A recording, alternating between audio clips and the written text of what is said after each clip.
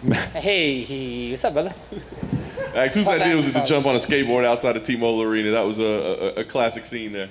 I had to let everybody know that who the best boxer in the UFC was, you know, before the press conference, because all these guys is talking wild. So we decided to let them really know who the best boxer was and that was here. So it was good fun. I like it. Thoughts on the trilogy here that's happening? Obviously, a big main event. Is it a fight that needed to happen? Some people say it needed to happen. Some people say, hey, there were different paths for both these guys to go in right now. What do you think? Was it a fight you wanted to see happen, or did it surprise you? For sure. It's a fun fight, you know. And usually when Conor is on the bad side of something, he get what he wants, you know. So all respect, all power to him. So super excited for it. Yeah. You know, we're all breaking down this thing. Obviously, you're familiar with both guys. What stands out to you in this matchup? Like, what are the aspects that we need to be looking at when we're trying to figure out who's going to win this thing? You know, at the end of the day, everybody talk about the leg kicks, and they think the leg kicks is the big thing. But, you know, Dustin actually took down Conor, and I would say Conor's takedown defense was much better against Khabib than Dustin. So they talk about the first game plan, whatever. It wasn't even part of the game plan, the leg kicks. And the first game plan to me is the takedowns. And we get to see what happens, you know, if Conor can stop that takedowns or if Dustin takes him down as easy as Dustin did, you know, so we see what happens. Do you get excited for fights like this? I mean, you know, obviously you're not involved, but these are your contemporaries. I mean, but do you go, you know, I don't want to get excited, or do big fights like this hype you up? It hypes him up, you know. UFC like throwing curveballs, you know. Before I got injured, before I was out, I was actually one of the replacements for this fight, you know. I was gonna be here this week, weighing in and doing everything before our fight that's supposed to happen next week. So it's insane, you know. That's funny. I didn't know that. So, had you been a replacement, is there one side of the matchup you would have most liked to fight? I want to fight both of them. I want to fight both of them. Both of them is a fun fight. Both of them is a great fight, and I can't wait. You know, at this level, you know, the margin of mistake is very small, very small. You know, you take one step too fast, you get caught with something. You take one step too slow, you get caught with something. So, you know, even like with me and Dustin, you know, everybody, the scoreboard or whatever, you know, everybody think it was lopsided or whatever people say. But at the end of the day, Dustin in there, the man himself, was saying that he felt like the third round was getting away from him. The fight was slipping away from him after the third round with me. So we'll see what happens. Yeah. Can you give us the update on your health, where you stand, when you look to come back, like how you doing? Yeah, you know, all you guys is good here. You guys know how it is. You know, there's commission. We gotta take a physical. I couldn't pass the physical because of a sprain. And I'm in PT now. I'm feeling better than ever. You know, hopefully we can get back before the end of the year, and we see what happens. You know, it's still the best boxer in the UFC, so I can't wait. I was gonna say, we see what happens. Do you want to keep the matchup together? Are you looking for something new? What do you think the plan should be?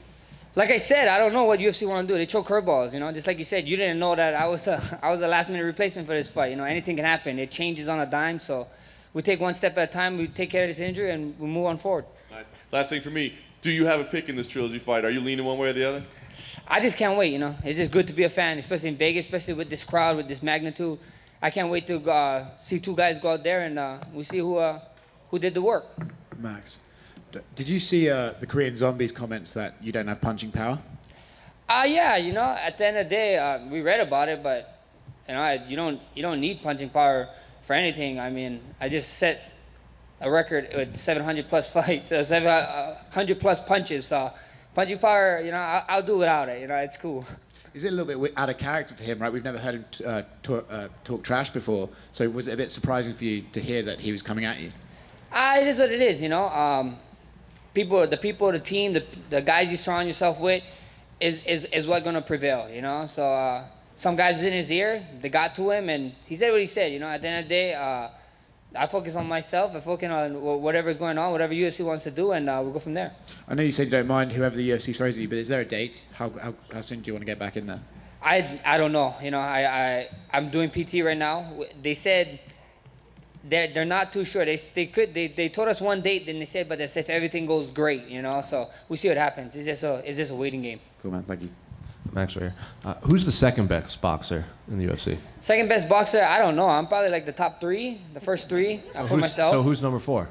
Then I'll go to 4. You know, it's just gonna keep on going down. You know, so only one matter. Fair. And then they announced featherweight matchup between Edson Barboza and Giga Chikadze. I don't know, how do you see that fight going down? Giga's been calling for a high-level opponent now, and he finally gets in Edson.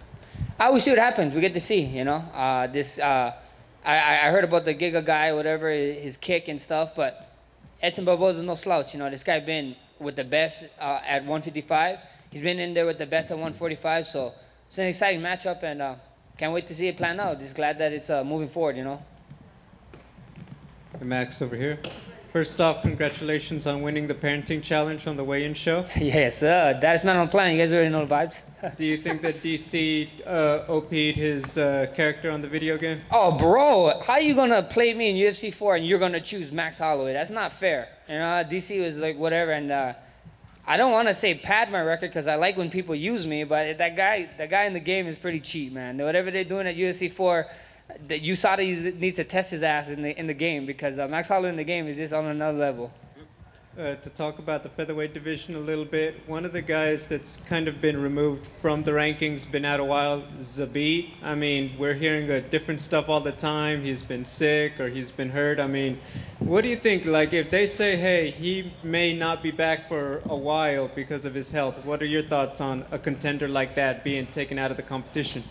It happens, man. You know, Dana White said it clearly. You know, you want to be it. You want to keep fighting. You want to keep doing this thing, and you want to stay in the media's eyes. You know, so at the end of the day, I hope everything is great with him, health-wise, and I hope he's not no injury. I hope he's not fighting with something with COVID. You know, so all prayers to him. But we see what happens. You know. Thank you. Max, right over here with you, right? Have you been watching The Ultimate Fighter this season? I have not been watching The Ultimate Fighter, but I can tell you what I've been doing that you guys can come and chill with me. I've been gaming a bunch. Facebook.gg/Max Holloway Official. All the live stream. Don't be asking me about fighting in there because my mod's going to ban your ass, so just letting you know. Which games you play? I play Call of Duty. Call of Duty. I'm not only the best boxer in UFC, I'm probably the best Call of Duty Warzone player too, so that's another thing to put on top of the resume. And we mentioned Edson Barboza earlier. A guy like that with his style and resume, do those kind of fights interest you a lot, just from the fun perspective of them? Yeah, I know. Yeah, for sure. You know, Barboza was one of the guys that before I was in the UFC, I watched him. You know, and he did the cool spinning stuff. He had that. I mean, the Terry Edom knockout is just one for the history books. You know, so it's just amazing. You know, it's just amazing. Edson is a beast, and I can't wait to see what the future holds for him. You ever thought about throwing those kicks? All the time, but the way my flexibility is, put out, I gotta get a little bit more flexible. I gotta start doing more stretching or something, like yoga. I don't know. All right, thanks, Max. Max, right over here on your right. Your man DC's in the building, and even though he's still retired, do you still want to take that Daddest Man on the Planet title from him? I just won the Daddest Man on the title. It's on ABC on the morning show. You guys can watch it. We got it filmed. We got a documentary. We had a 5 challenge or 4 challenge. I forget what it was. I think it was 5.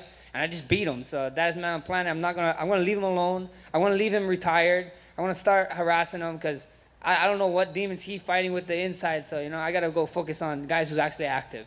All right, fair enough. And we saw you yelling at the commentary in your last fight, saying that you were the best boxer in the UFC. What went through your mind at that moment to prompt you to do that? I heard DC.